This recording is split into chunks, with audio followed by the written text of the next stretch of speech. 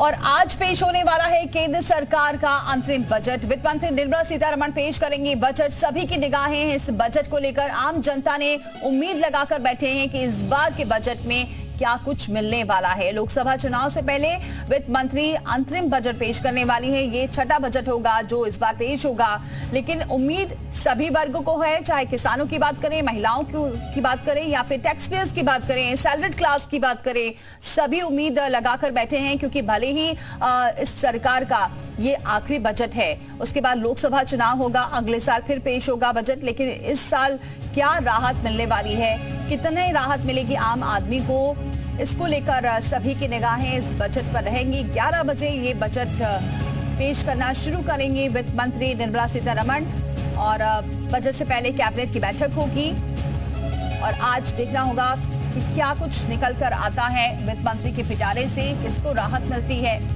Salaried class के लोग भी बहुत उम्मीद लगाकर बैठे हैं। महिलाओं का जो किचन का बजट बिगड़ा हुआ है उसको लेकर क्या कुछ आज देखने को मिलता है। किसानों पर फोकस रहने वाला है ऐसा कहा जा रहा है इस बार, और बस 11 बजे का इंतजार है।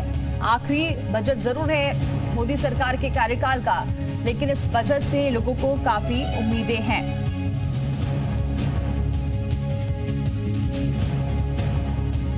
इससे पहले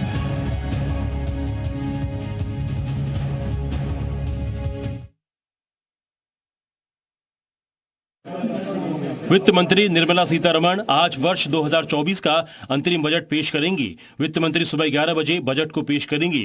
निर्मला सीतारमण वित्त मंत्री के रूप में छठी बार बजट पेश करने जा रही हैं। ये मौजूदा लोकसभा का आखिरी बजट है। लोकसभा चुनाव होने के बाद नई सरकार पूर्ण बजट पेश करेगी। वित्त मंत्री निर्मला सीतारमण का सुबह 8:15 पर अपनी बजट टीम के साथ नॉर्थ ब्लॉक गेट नंबर 2 पर फोटो सेशन होगा। उसके बाद वित्त मंत्री राष्ट्रपति भवन के लिए निकलेंगी। राष्ट्रपति से मिलने के बाद 9:15 पर वित्त मंत्री संसद भवन पहुंचेंगी, जहां संसद भवन के बाहर वित्त राज्य मंत्रियों के साथ फोटो सेशन होगा। इससे पहले बुधवार को संसद के बजट सत्र की शुरुआत हुई। सत्र की शुरुआत राष्ट्रपति द्रौपदी मुर्मू के अभिभाषण के साथ हुई। ये नए संसद भवन में उनका पहला संबोधन था। राष्ट्रपति ने राम मंदिर से लेकर आर्टिकल 370 तक का जिक्र किया। उन्होंने कहा कि राम मंदिर की आकांक्षा सदियों से थी जो इस साल पूरी हुई। उन्होंने सांसदों को महिला आरक्षण कानून बनाने के लिए भी बधाई भी दी।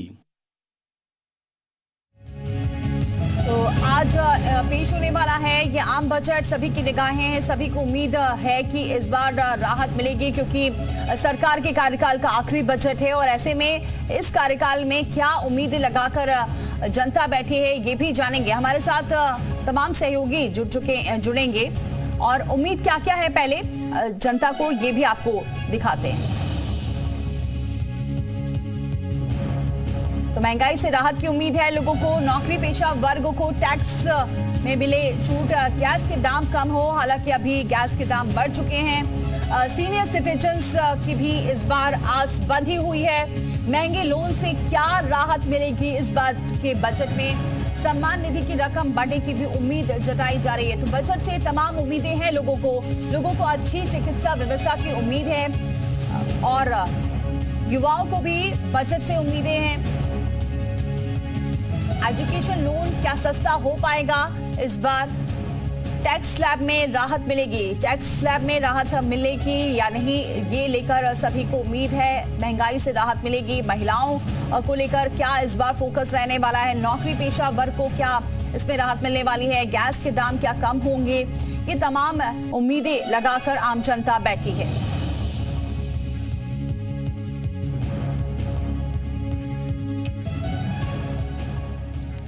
और चलिए हमारे सहयोगी जुड़ चुके हैं। लखनऊ से मयूर शुक्ला हमारे साथ जुड़ चुके हैं, गोरखपुर से आशीष शाही, सीतापुर से राजकुमार दीक्षित, देहरादून से रामानुज और अतीक अहमद भी हमारे साथ जुड़ चुके हैं कि जनता को क्या उम्मीदें हैं। मयूर का सबसे पहले रुख करते हैं। मयूर, इंतजार किया जा रहा है क्योंकि इस मोदी सरकार के कार्यकाल का आखिरी बजट है, लेकिन इस आखिरी बजट से ही लोगों को काफी उम्मीदें हैं।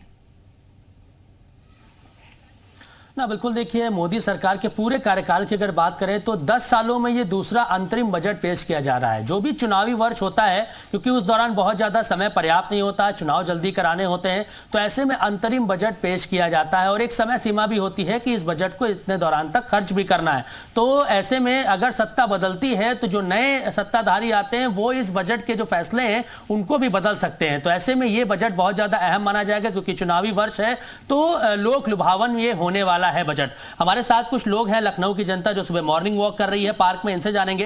भाई साहब, अंतरिम बजट आज पेश हो रहा है, आखिरी बजट है ये दूसरे कार्यकाल का प्रधानमंत्री मोदी का, आपको क्या उम्मीद नजर आ रही है इससे? हमको उम्मीद यही नजर आ रही कि अब की कुछ ये राहत देंगे टैक्स पेयर को, जो इन लोगों ने छूट है इसमें कुछ छूट बढ़ाने की उम्मीद है जिससे आम पब्लिक को राहत मिले। आपकी क्या राय है सर? मैं चाहता हूं कि ईपीएफओ के इतने 60 लाख कर्मचारी मारे मारे घूम रहे हैं और वृद्धावस्था में उनके जीवन यापन का कोई साधन नहीं है। मोदी जी 2 बार गारंटी दे चुके हैं, आज तक एक बार भी इन्होंने उस चीज को फाइनल नहीं किया है। 1000 रुपये में क्या किसी का खर्चा चल सकता है? अगर गारंटी की गारंटी मोदी जी हैं तो ईपीएफओ के कर्मचारियों की सुनवाई करें और उनकी पेंशन 7,500 कम से कम। पेंशन की बात हो रही है, आप क्या करेंगे? महंगाई या फिर अगर पेट्रोल डीजल की बात करें, गैस की बात करें, तो इसकी बात कही जा रही थी कि शायद कम हो सकता है रेट, उम्मीद है इस बजट में आपको? देखिए, जैसा कि आपने बताया कि ये मोदी जी का 2 अंतरिम बजट पेश हो चुके हैं और दोनों ही बजट में उन्होंने 2 कैटेगरी को पूरी तरीके से कैटेगराइज भी किया और उनका ध्यान भी रखा, जिसमें कि एक आता है अपर क्लास और एक आता है लोअर क्लास। वास्तविकता ये है कि इन 2 क्लासों के अलावा जो सबसे परेशान जो क्लास है वो है मिडिल क्लास। आज तक का जो बजट जो रहा उनमें दोनों क्लास को बहुत बेहतरीन तरीके से देखा भी गया, लेकिन एक मिडिल क्लास फैमिली जिसकी सैलरी सपोज लखनऊ जैसे शहर में रह रहा है वो 1 लाख रुपया पा भी रहा है, भाई 20,000 25,000 उसका रेंट चला गया। बिल्कुल, मिडिल क्लास के लोगों को बहुत उम्मीदें बने रहे। मयूर, आप हमारे साथ आशीष का जरा रुख करते हैं। आशीष, वहां पर क्या उम्मीद लगाकर बैठे हैं लोग? जी बिल्कुल, देखिए गोरखपुर में है, गोरखपुर बस स्टैंड पे है, यहाँ पे काफी सारे लोग हैं। सर, आज मोदी सरकार आखिरी बजट पेश करने जा रही है, क्या उम्मीदें हैं, क्या कुछ खास होना चाहिए?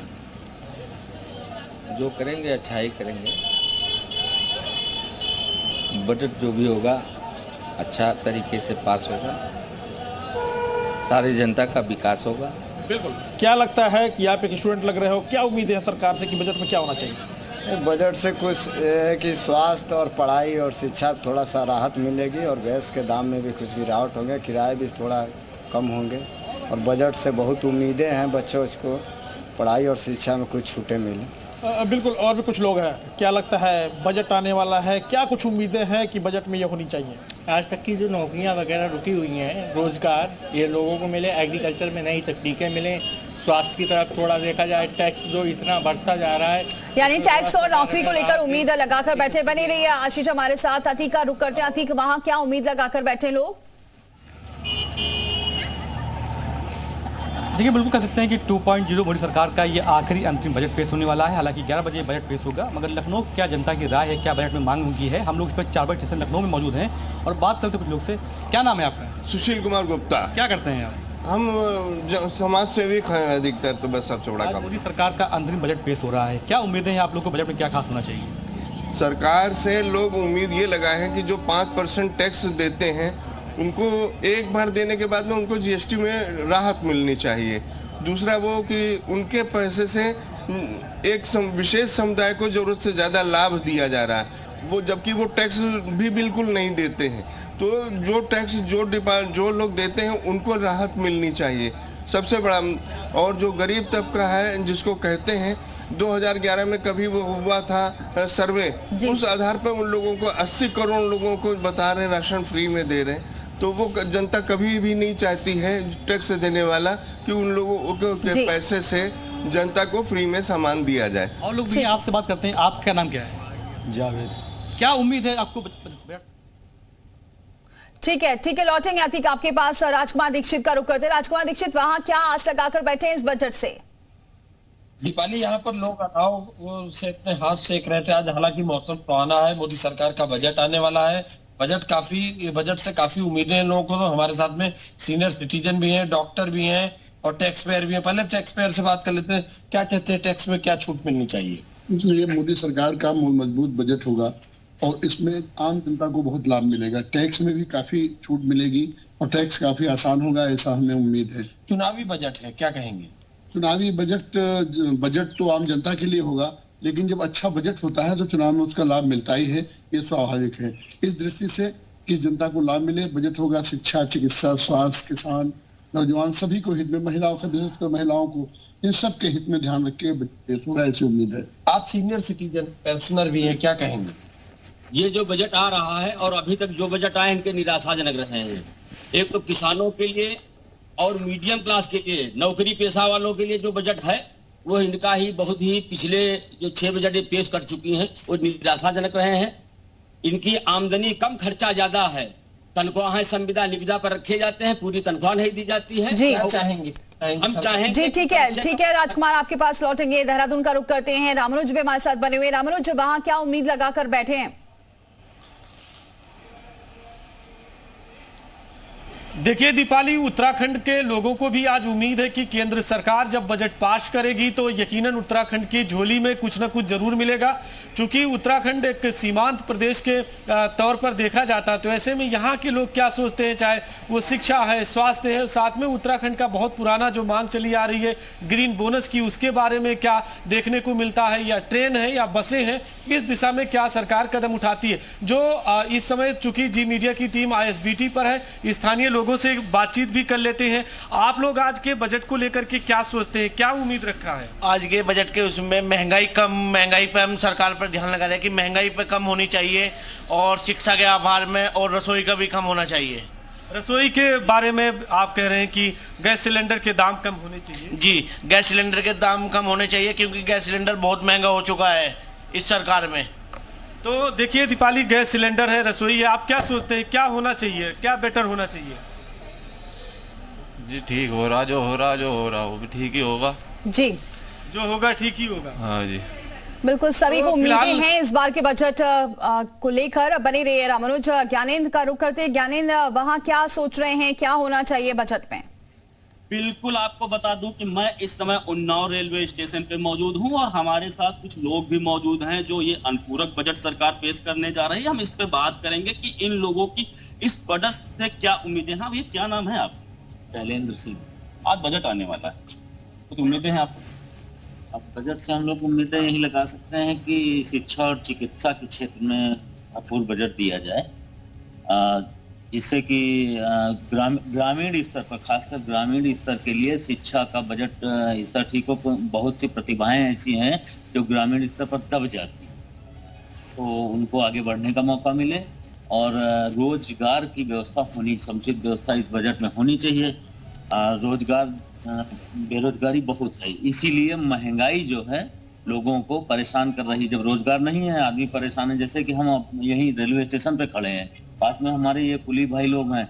अब यहाँ ट्रेनों की स्थिति ये है कि एक तो ट्रेनें कम हैं और जो भी हैं वो सुचारू रूप से चल नहीं पाती हैं, लेट हैं, काफी लेट हैं। तो और यहाँ ये ठीक है, तमाम सहयोगी हमारे साथ बने हुए हैं, जनता की राय हम तक पहुंचा रहे हैं। उम्मीद सभी को है इस बजट को लेकर कि सबसे ज्यादा रोजगार को लेकर, टैक्स पेयर्स को लेकर और सीनियर सिटीजन्स को भी बहुत उम्मीदें। बने रहे आप सभी हमारे साथ।